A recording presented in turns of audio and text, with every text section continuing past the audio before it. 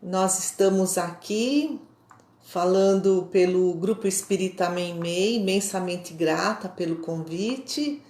Gostaria de inicialmente elevar nosso pensamento a Deus, a Jesus, a espiritualidade amiga, agradecendo por estarmos aqui, agradecemos por tudo que temos recebido, pelos ensinamentos maravilhosos que os benfeitores espirituais estão sempre nos trazendo e pedimos inspiração para este momento.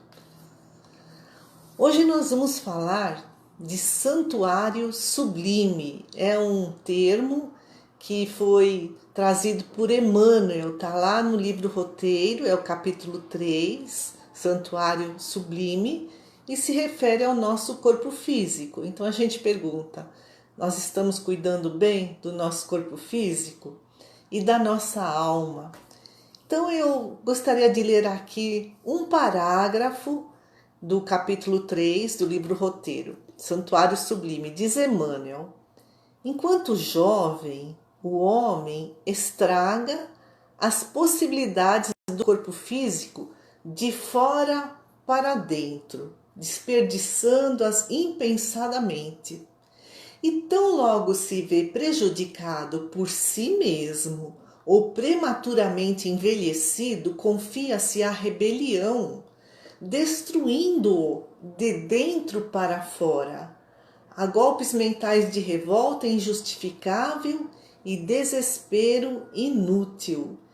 Quer dizer, nós destruímos o nosso corpo físico de fora para dentro com os abusos de toda a espécie, os vícios da gula, do cigarro, da bebida, o excesso de trabalho. Tem uma frase bastante conhecida de Buda, que diz assim: os homens perdem a saúde para juntar dinheiro e depois perdem o dinheiro para recuperar a saúde. E infelizmente é isso que acontece muitas vezes. E aí Emmanuel fala: depois nós já estamos adoecidos e acabamos de arruinar a nossa saúde de dentro para fora, com esses golpes mentais de revolta e desespero. Então vamos ver o que nos dizem os Espíritos do Evangelho segundo o Espiritismo, no capítulo 17, Sede Perfeitos, no item 11, Cuidar do Corpo e do Espírito. É o Espírito Jorge que fala. Diz assim: há ascetas, materialistas e indiferentes. Então os ascetas são aqueles que buscam a ascese, o aprimoramento espiritual, mas para chegar à perfeição, eles entendem que precisam macerar o próprio corpo, que precisam o voto de pobreza, precisam reclusão, os ermitões que ficam, ermitãos, né, que ficam vivendo sozinhos, mas nós somos seres sociais, nós necessitamos uns dos outros, nós nos ajudamos, nós nos conhecemos melhor de acordo com a nossa convivência com o outro, a forma como o outro reage às nossas atitudes. Quer dizer, os outros acabam sendo testes para nós. E o Jorge também fala: a alma é prisioneira da carne. Então, enquanto estamos encarnados, precisamos cuidar muito desse corpo físico.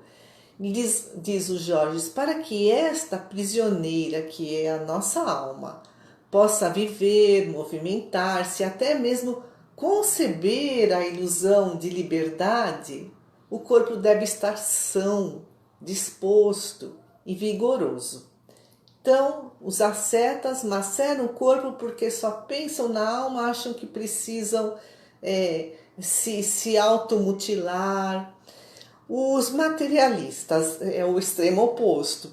Eles querem diminuir a alma, eles buscam o ter, os bens materiais, o poder e a fama. E com isso, esquecem de alimentar o ser, espíritos imortais que somos. E tem os indiferentes, diz o Espírito Jorge. Vivem sem convicção, nem paixão, amam com tibieza, quer dizer, com frieza, e gozam com parcimônia, ou seja, gozam muito pouco, não curtem os prazeres saudáveis da vida, não aproveitam a vida, vão levando a vida, são os mornos.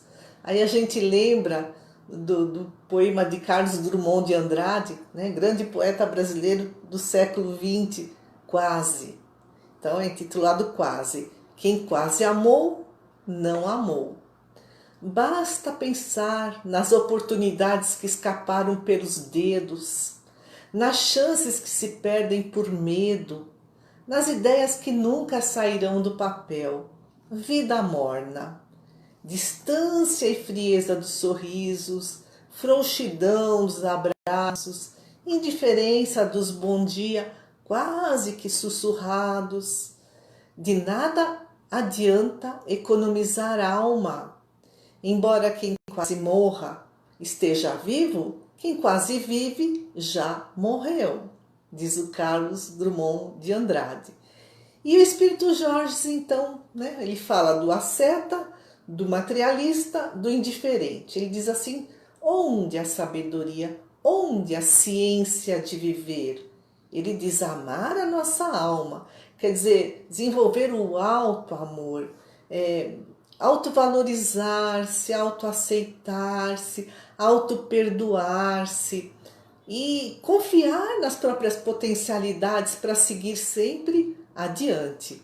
E cuidar do corpo, instrumento para a nossa evolução. Então, corpo e alma interagem, um influencia o outro. Por isso que nós precisamos cuidar de ambos, do corpo e da alma. Aquele poeta romano que viveu no século II depois de Cristo, é dele a frase mens sana in corpore sano. É o 10º Juno Juvenal. Essa frase é dele, lá no século II depois de Cristo. Mente sã em corpo são.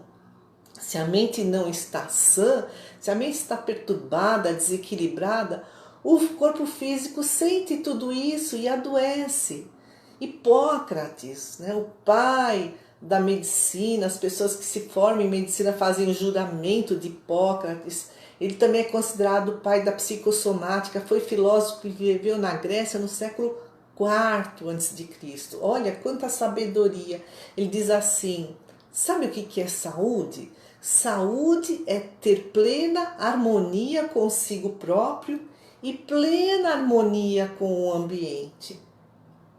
Se a gente está com a nossa mente desarmonizada, com preocupações excessivas, os problemas que a gente não enfrenta, sabe? A gente vai protelando, aquilo vai ficando na cabeça, vai roubando nossa energia. As emoções que a gente não reconhece, é uma fuga. Ai, isso eu não posso pensar, imagina, onde já se viu. Emoção surge como uma voz da alma, para a gente se conhecer e trabalhá-las. Então, quando elas não são reconhecidas, também nos adoecem. O estresse constante, o medo, a culpa, o orgulho, o egoísmo, o ódio, tudo isso gera doenças psíquicas e doenças físicas. A psicossomática, ela já vem nos ensinando e comprovando aí com os estudos que, por exemplo, o ressentimento. O ressentimento pode levar a câncer, a um câncer. Aí a gente vê as pessoas ressentidas, rancorosas, o tumor é retirado de uma parte do corpo, mas ela não muda mentalmente, ela continua assim, com aquela mágoa, com aquele ressentimento, o câncer volta. Então a doença é esse alerta que precisamos mudar o nosso modo de pensar. A crítica, diz a psicossomática, a pessoa que só vê coisa errada em tudo, em todos, não vê o lado bom da vida, ela é cheia de artrite, diz a psicossomática. Então tudo isso somatiza, vai para o soma, vai para o corpo físico. Onde está a cura? Cura é sinônimo de autocura.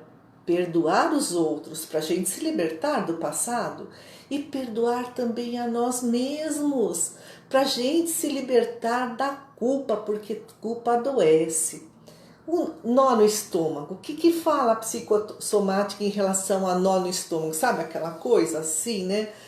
Que significa que estamos engolindo algo que não estamos conseguindo digerir. Então perguntemos-nos, que ideias não estamos digerindo? Será que estou com medo de novas experiências? Sabe aquela história que acontecia há muito tempo atrás? Vocês são jovens, os jovens não vão lembrar, não vão nem saber. Mas há décadas atrás era muito raro uma pessoa assim, de classe média baixa, uma pessoa pobre, andar de avião. Então, andar de avião era algo pavoroso, as pessoas tinham muito medo. Tinha sempre um saquinho de vômito lá, porque o medo era tanto, era muito comum as pessoas vomitarem no avião. O que é isso? É medo. Hoje em dia não, hoje em dia, graças a Deus, há acesso muito fácil para viajar, barateou bastante, deixou de ser aquela coisa assim, né, medonha, é seguro. E aí nem se fala mais nisso, mas antigamente era muito comum as pessoas precisarem usar o saquinho no avião porque ficavam com medo.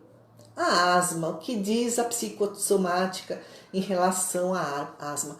A asma é um amor sufocante. Quando a pessoa ela tem a sensação de que não tem o direito de respirar, ela se sente sufocada. As crianças asmáticas, elas são muito sensíveis, elas têm uma percepção super aguçada do ambiente. E aí, muitas vezes, a criança asmática, ela assume a culpa de tudo que está errado no ambiente. Não que as pessoas coloquem culpa nela de forma alguma, mas ela se sente assim. É a realidade psíquica. A psicologia explica. Cada um tem a sua realidade psíquica. O que eu acho que é real para mim é muito real mesmo.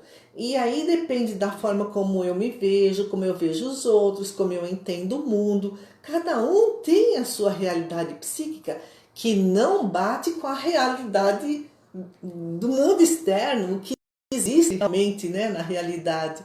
Mas a gente nunca vai ter 100% de percepção da verdade. Nós só temos aproximações, é a realidade psíquica de cada um. Então, para a gente fortalecer a nossa saúde, primeiro a gente tem que pensar bem, precisa pensar corretamente. A gente já viu o quanto os nossos pensamentos e os nossos sentimentos interferem na nossa saúde de uma forma geral, tanto a saúde física como psíquica. Agora, como tem um médico e neurocientista italiano dos Estados Unidos, Deepak Chopra. Ele já escreveu mais de 40 livros, já, assim, milhões de cópias vendidas no mundo todo. Diz ele, somos os únicos a mudar nossa biologia pelo que pensamos e sentimos. Olha que interessante. Nossas células estão constantemente bisbilhotando nossos pensamentos e sendo modificadas por eles. Essa frase é fantástica. Somos os únicos, quer dizer, os animais não têm essa capacidade. Somos os únicos, né, na natureza a mudar a nossa biologia, o nosso corpo físico, as nossas células, pelo que pensamos e sentimos. Nossas células estão constantemente bisbilhotando nossos pensamentos e sendo modificadas por eles. As emoções brotam lá do nosso inconsciente. As emoções, elas não devem ser reprimidas. Mas o que a gente faz com essas emoções? Eu estou com raiva, eu vou lá e soco a cabeça de alguém, ou não, eu tomo uma atitude, uma proatividade. Então, a emoção se transforma em sentimento. O sentimento é consciente. Por isso que sentimento e pensamento está no nosso livre-arbítrio. Também tem aquele famoso fotógrafo japonês, o Masaru Emoto. Ele escreveu o livro A Mensagem da Água. Ele pegou a água e deixou exposta a diferentes palavras. Amor, ódio, músicas de todos os tipos, mais barulhentas, mais melodiosas. E aí ele congelou essa água, acabaram se formando cristais e foi olhar no microscópio.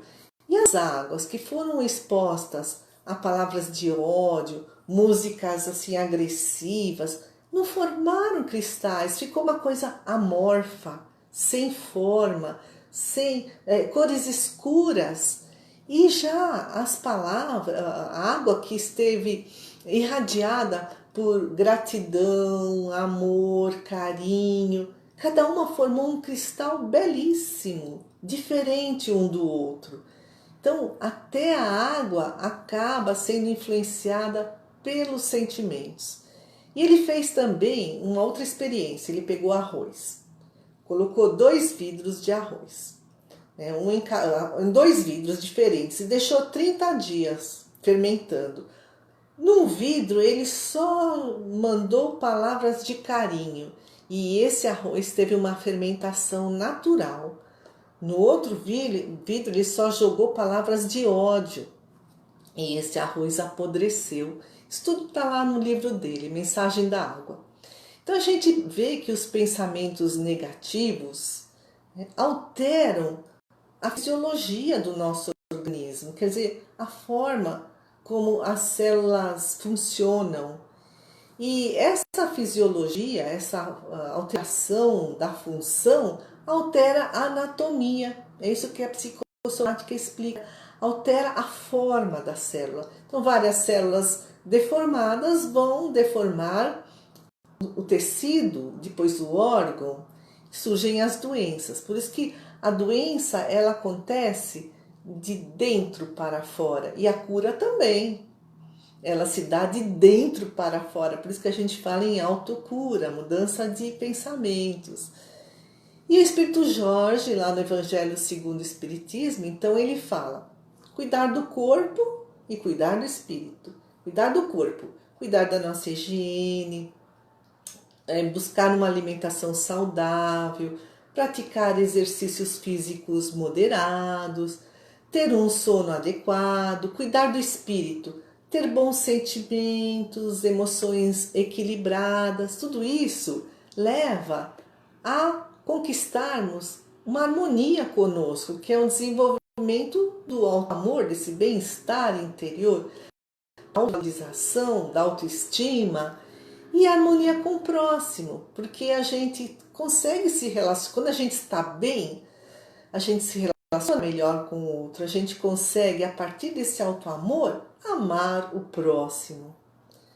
Emmanuel, no livro Pão Nosso, psicografado pelo Chico Xavier, diz que mudar pensamentos não é fácil.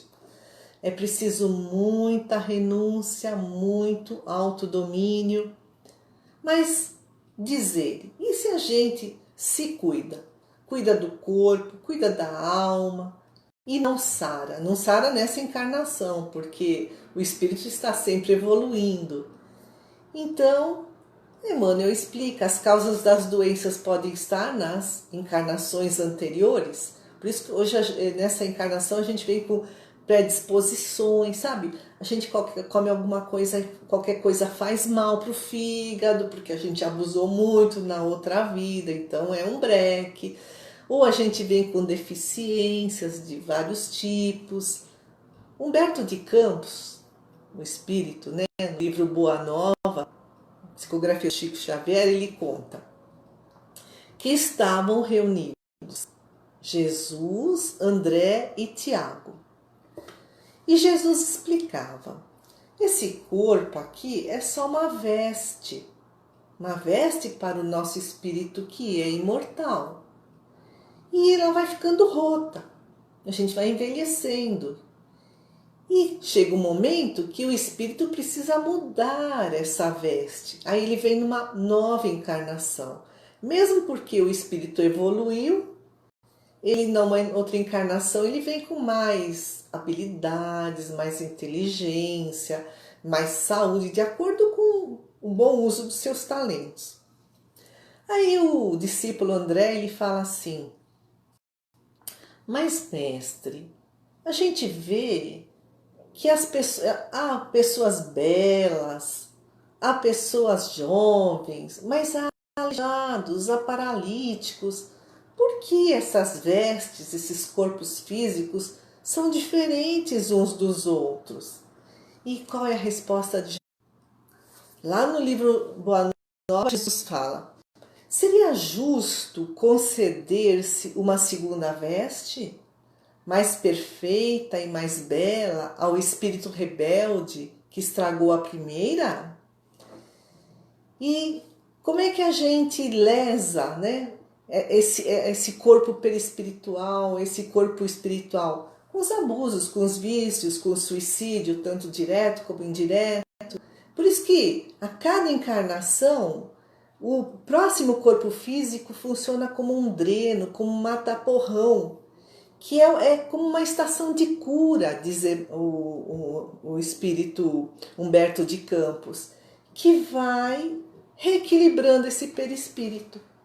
E as causas atuais, diz Humberto de Campos, são as doenças da alma, os pensamentos, os hábitos desequilibrados, toda vez que a gente se afasta das leis de Deus. Também Emmanuel, no livro Pensamento e Vida, de Xavier, no capítulo 28, ele diz assim: sabe, as doenças da alma são o nosso orgulho, o nosso egoísmo, que gera todas as nossas outras mazelas. Diz ele, falta humildade. Então, quando nós não temos essa humildade, os sentimentos ficam enquistados, diz Emmanuel, formam um quisto, um cisto, não fluem, ficam reprimidos. Esses quistos sentimentais, diz Emmanuel no livro Pensamento e Vida, são orgulho, egoísmo, cobiça, vaidade. Tudo isso leva à egolatria, o culto exagerado e doentio do eu. Ah, eu sou o melhor, tudo para mim. E aí a gente acha que tem o direito da posse exclusiva de tudo, de todos. Isso leva ao ciúme, ao despeito, né? Como é que o outro tem mais do que eu? Isso acaba gerando frustração e a partir daí a gente quer controlar todo mundo. Quer controlar as pessoas, quer controlar as circunstâncias e lógico ninguém consegue. E aí surgem as tensões psíquicas que levam aos distúrbios físicos e emocionais. Interessante, né, esse raciocínio do Emmanuel, né? Tudo foi gerado a partir da falta de humildade. E o Haroldo Dutra, um grande expositor Haroldo Dutra, numa palestra ele diz assim: o diagnóstico espírita, que envolve o biopsico sócio-espiritual, então o biológico, que é o nosso corpo físico, o psicológico, que são as emoções, os sentimentos, o social, que são os nossos relacionamentos, e o espiritual, que aí entra, né, o orgulho, o egoísmo ou a humildade. Esse diagnóstico, que é levado em conta pela doutrina espírita, está há 5 séculos à frente do nosso tempo atual. Porque hoje em dia, por exemplo, humildade, ela tem um interesse só para o estudo da filosofia, da ética, ainda não é levada em consideração na medicina convencional.